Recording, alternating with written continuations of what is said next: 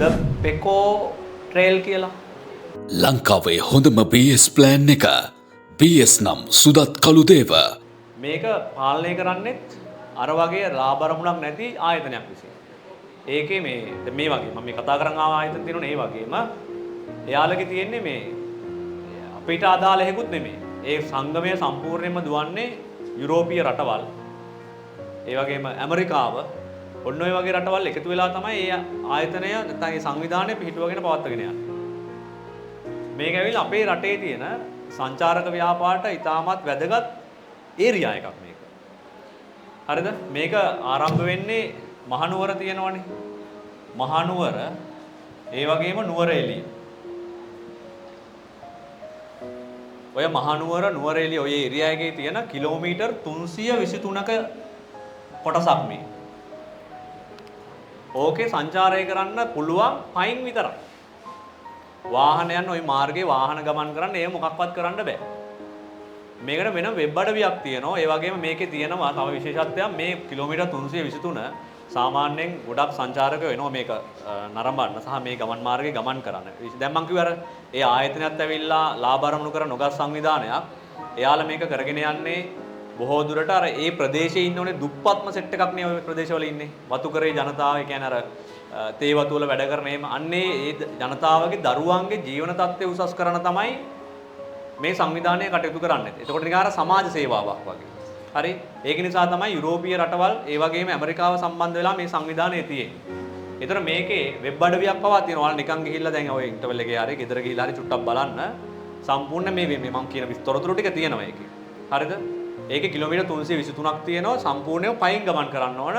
වාහන යන්න බෑ. මොකද කඳු, කැලවල් ඇතුලෙන්, තේ වතු වලින් අර එහෙම යන්න තියෙන කිලෝමීටර් 323ක් සංචාරක කලාපය.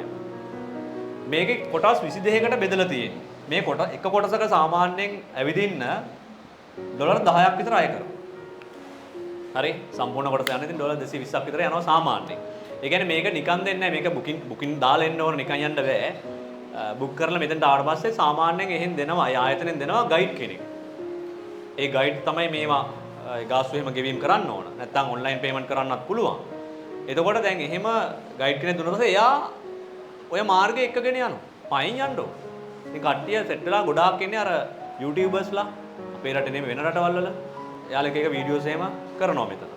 ඒකේ දැන් මේ කොටස් 22කට බෙදලා සාමාන්‍ය එක කොටසකට යන්න ඩොලර් 10ක් විතර අය කරනවා. ඒ වගේම තමයි දැන් මේක අපේ ලංකාවේ තියෙන විශේෂත්වය තමයි මේක තනිකරම පළාත්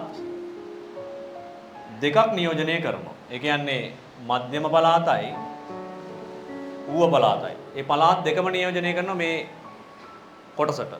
හරිද? ඒ වගේම මේකේ දිස්ත්‍රික්ක සම්පූර්ණයෙන්ම 3ක් නියෝජනය කරනවා. එකක් මෙන්න මේක මහනුවර දිස්ත්‍රික්කය, අනිත් එක නුවරඑළිය, තව එකක් තියෙනවා බදුල්ල. ඔන්න ඔය දිස්ත්‍රික් 3ම නියෝජනය කරනවා මෙන්න මේ කිලෝමීටර් 323ට. හැබැයි මේ ට්‍රිප් එකක් නේ ඇත්තටම. අර කට්ටිය ඉන්නෝනේ සමහර අය හරි කැමති ඉන්නේ කැලවල වල අර මේ විදින කරන්න යන්න. ඒතර මේක යන්න සාමාන්‍යයෙන් දින 13-15 අතර කාලයක් යනවා. ඒ කියන්නේ දෙකක කාලයක් යනවා. නිකන් යන්න බෑ ඉතින්. ඒ කියන්නේ මේ දවස් දෙකක ට්‍රිප් එකක් දාගෙන යන්න පුළුවන්ද? බෑ. ඇයි? වාහන වල යන්නත් බෑනේ. පයින් යන්න තියෙන්නේ. ඊට වැඩිය මේක ඇවිදින්න පුළුවන් දිවා කාලේ විතරයි. උදේ 6 හවස 6 එච්චරයි. රාත්‍රී කාලේ යන්න බෑ. හේතුව කැලවල් අර එහෙම යන්න බෑ. දේවතු වලින් අර එහෙම යන්න තියෙන්නේ. ඒ නිසා සාමාන්‍ය දිවා කාලේ විතරයි සංචාරය කරන්නේ සංචාරකයෝ. ඒවයි ඉතින් නතර වෙන තැන්. ඊට පස්සේ කෑම බීම ගන්න. එහෙම වෙනම ඉතින් ඒකට ව්‍යාපාර ටිකක් සෙට් වෙලා තියෙනවා. හරි. මේක අඩුම කාලෙකින් දැනට වාර්තාව තියෙන චීන ජාතිකයෙක් ගිහිලා තියෙනවා පැය 58කින්. මේ කිලෝමීටර් 323 පැය 58කින් දීලා තියෙනවා. ඒක තමයි වාර්තාව මේ ඒරියා එකේ ගමන් කරපු. ඉතින් දැන් මේ බලන්න මේ පෙකෝ ට්‍රේල් කියන වෙබ් අඩවියකුත් නිර්මාණය කරගෙන ඒකට වෙනම ගාස්තුවකුත් අය කරගෙන පයින් ගමන් කරන්න පුළුවන් සංචාරක කලාපයක් නේ ඒරියා එකක් නේ මාර්ගයක් නේ. ඉතින් ඒක කන්ට්‍රෝල් කරන්න නැත්නම් ඒක හසුරවන්න කවුද ඉන්නේ? ඒත් ලාභ අරමුණු කරන උගත් සංවිධානයක් ඉන්නවා. එයා විසින් තමයි ඒක කරගෙන. අන්න ඒව තමයි මෙන්න මේ අපි කතා කරන කොටස් වලට වැදගත් වෙන්නේ.